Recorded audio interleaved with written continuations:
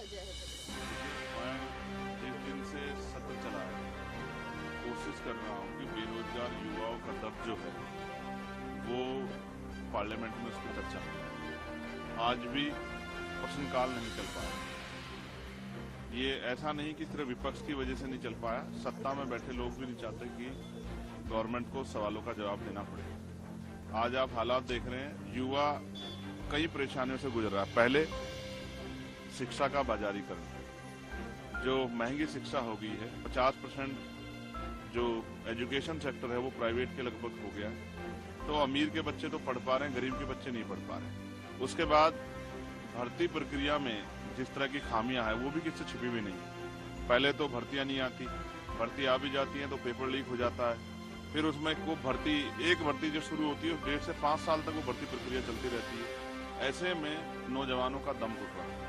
और इस देश का युवा, जो इस देश की रीढ़ है, अगर वो कमजोर पड़ जाएगा, वो अपने पैरों पर नहीं खड़ा हो, तो देश कैसे आगे बढ़ेगा। इसलिए मैं कह रहा हूँ कि सरकारों ने जो तानाशाही करके नौजवानों का दम घोटने काम किया, उनके सपनों को कुचलने का काम किया, वो तानाशाही बंद होनी चाहिए। और नौजवान, बेरोजगार नौजवानों का दर्द है वो सरकार को सुनना चाहिए। कब मिलेगी नौकरी? 40, 35, 36 साल की उम्र में जाके नौकरी मिल रही है, 32, 34 साल में। इतनी नौकरी का, जितनी दिनों बाद नौकरी मिल रही है, उसके बाद वो इतनी जल्दी रिटायर हो जा रहा है। तो ऐसे में तो जो है नौजवान अपने पैरों पे नहीं खड़ा हो पाएगा, तो ये देश तरक्की कैसे करेगा। इसलिए नौजवानों के दर्द के लिए आज मैं, क्योंकि सदन नहीं चल रहा है, तो सदन के बाहर ये तख्ती लेके खड़ा हूँ कि नौजवान युवाओं का दर्द समझा जाए।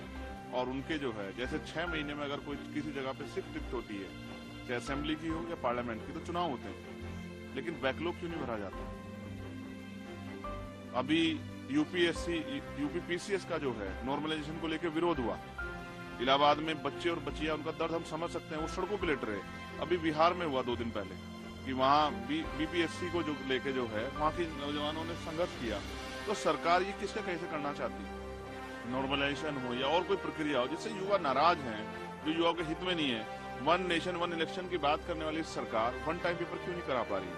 तो इस डबल इंजन की सरकार में जो नौजवानों का दम घुट रहा है, वो जो आत्महत्या कर रहे हैं, इसको लेकर मैं चिंतित हूँ। एक युवा होने के नाते मैं उनके दर्द को आपके माध्यम से देश के सामने रखना चाहता हूँ, सरकार के सामने रखना चाहता हूँ कि सरकार जो उनके दर्द को सुने और उनकी परेशानियां कम करने का काम करे। लेकिन सबसे चिंता का विषय ये है कि इतने दिन हो गए, अभी तक सदन नहीं चल पाया है सुचारू रूप से। आज भी एक बार फिर ऑपोजिशन जो है वो आकर यहाँ पर नारे लगाए उन्होंने, मोदी अडानी भाई भाई, इस तरीके के नारे लगे, हर रोज हो रहे हैं। सवाल ये भी है कि पक्ष और विपक्ष दोनों की जिम्मेदारी बनती है नैतिक कि वो सदन को चलाए।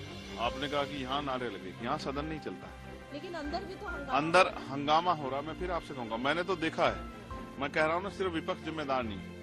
अगर स्पीकर साहब चाहें तो सदन चल सकता है, और कितनी देर विपक्ष हल्ला करेगा, विपक्ष वॉकआउट करके बाहर चला आएगा। लेकिन मैं कहता हूँ मिले जुले तौर पे सदन नहीं चला जा रहा। ये दोनों की नैतिक जिम्मेदारी सदन चले। इसमें मैं जिस क्षेत्र से आता हूँ उस क्षेत्र की डिमांड्स रखनी है मुझे, उस क्षेत्र के सवाल उठाने हैं। रोज मौके आते हैं, सदन न चलने के कारण चले जाते हैं। नगीना के लोग परेशान है, वहाँ का नौजवान, वहाँ के किसान, वहाँ की महिलाएं। आज जो है, जो फर्स्ट क्वेश्चन था वो मानव और पशु के संघर्ष पे था। मैंने इस पर सप्लीमेंट्री लगाई थी कि मेरे यहाँ गुलदारों से बहुत लोगों की जान गई है। उत्तर प्रदेश में भेड़ियों ने बहुत सारे लोगों की जान ली है। तो उस पर सरकार से जवाब मांगना था, लेकिन सदन नहीं चला। तो क्या करूं, किसको दोष दूं? मैं समझता हूं कि दोष देने से कुछ फर्क पड़ेगा। हमें अपनी ड्यूटी करनी है। इसलिए हम तख्ती ले खड़े हैं कि जो काम अंदर नहीं हो पाया वो बाहर आपके जरिए उसके बाद जो है सरकार तक और देशवासी तक